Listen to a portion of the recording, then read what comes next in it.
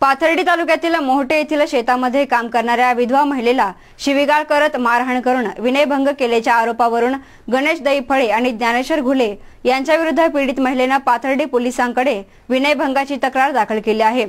पाथर्डी तालुक्यातील मोहटे येथील राहणाऱ्या विधवा महिलेला जमिनीच्या वादावरून भाऊकीच्या लोकांनी विनयभंग केला। या पीडित महिलेवर यापूर्वी मारहाण आणि जीवे मारण्याच्या धमक्याही देण्यात आल्या होत्या, तरी देखील संबंधितावर कोणताच वचक न बसल्याने या पीडित महिलेवर ही परिस्थिती ओढवली आहे। या घटनेबाबत पीडित महिलेने आपली भावना व्यक्त करून आरोपींवर कारवाई करण्याची मागणी केली आहे। गणेश दैफळे आणि ज्ञानेश्वर घुले हे आर्मी मध्ये सरकारी सेवेत आहेत।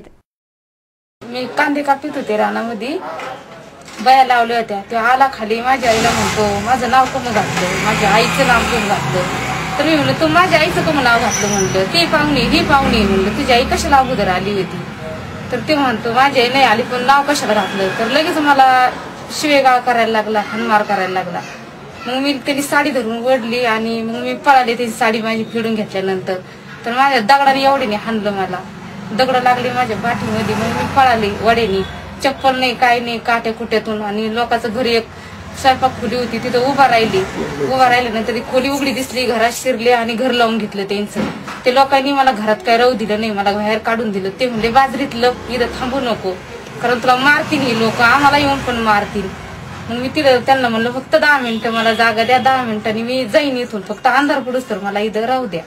तर त्यांनी मग मी बाहेर गेले, एक मैत्रीण बोलून घेतली। मग मी 8 वाजेपर्यंत नदीने पाण्यातून देवीपर्यंत आले आणि तिथून पुढे अशा धमके द्यायचे, हाणमार करायचे, म्हणजे तुला मारून टाकू, तू दिसली का। 8 वाजेपर्यंत ते असे हिंडायचे, मला पगत डोंगरावर जायचे, कुठं गेली कुठं नाही असे बघायचे। तर मी लपून बसले। मिलिटरी मध्ये ते म्हणतो मला 3 खून करायचे अधिकार आहे, गणेश उदास दैफळे आणि ज्ञानेश्वर घुले।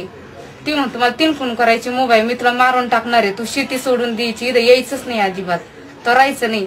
माझे मालक 12 वर्ष झाले वारलेले, त्यांनीच मारले ना, आता तुला पण मारू म्हणते, तर तुला पण जगू देणार नाही, तू कशाला इथं येते। 2 एकर शेती बळकून घेतली, त्याचा रुपया दिला नाही आम्हाला, कारण त्यांनी फसून करून हाणमार करून मागच्या वेळेस असंच केलं। मुलाचे सही अंगठी घेतली माझ्या, तर त्याला म्हणलं आता विहीर नाव करून दे, माझी शेती दे, तरी म्हणतो तुला काहीच भेटणार नाही, तो इथं राहायचंच नाही, आला का लगेच मारतो।